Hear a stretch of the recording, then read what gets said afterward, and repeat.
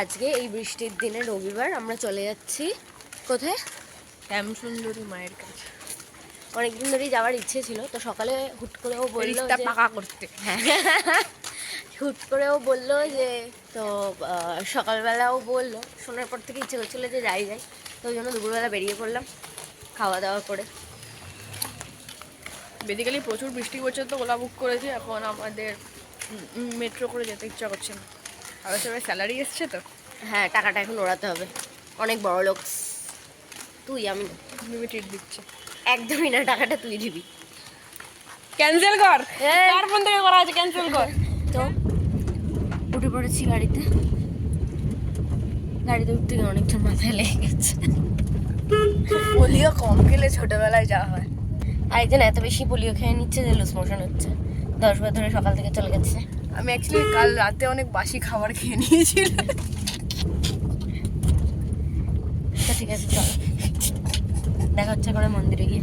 হ্যাঁ, একটু শুনিয়ে দিই। কি বল, কি কি খেয়েছিস বল। হ্যাঁ, লাইন ক্রস। হ্যাঁ, ডান দিক থেকে তোমার বাসি খাবার খেয়ে নিয়েছিলাম একটু, ঠিক আছে, যেটা ডাইজেস্ট হয়। ওইটা তাও তো রাত্রেবেলা তো ঠিক ছিল, সকালবেলা ওটা আবার সেম খাবার খেয়ে নিয়েছি, ব্যাস তারপর থেকে স্টার্ট হয়ে গেছে। দুপুরবেলা আবার খেয়ে নিয়েছি, তারপর থেকে আরো বেশি বেশি বেশি বেশি হচ্ছে। একটু বেশি বাসি খাচ্ছে, তাই না? হ্যাঁ ঠিক ঠিক, একটু বেশি বাসি খাচ্ছে আজকাল। কি করবো? ঠিক আছে, দেখা হচ্ছে কারণ মন্দিরের সামনে গিয়ে। কেন? কারণ বাইরে অনেক জোর বৃষ্টি পড়ছে, আমার মাথা অনেক জোর লেগেছে, আর কথা বলতে কোনো ইচ্ছে করছে না। ও নাকি ব্লগার হবে। বৃষ্টি ভেজা শহর দেখতে কার না ভালো লাগে বলুন।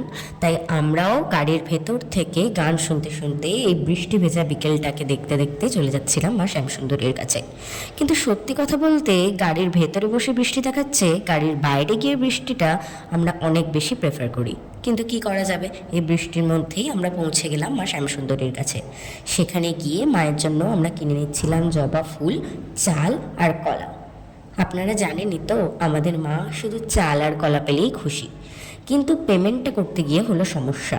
কিছুতেই ওই কিউআরে পেমেন্ট হচ্ছিল না, তাই তাদের নাম্বার নিয়ে আমরা করে দিলাম পেমেন্ট আর চলে গেলাম মা শ্যামসুন্দরীর কাছে।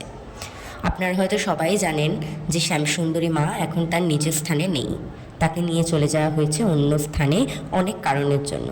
কিন্তু আমাদের মনে বিশ্বাস মা তার নিজের জায়গায় ঠিক ফিরে আসবেন। আমরা অপেক্ষা করছি মায়ের ফিরে আসার আর এই অপরূপ সুন্দর রূপটাকে আবার নিজের চোখের সামনে দেখার।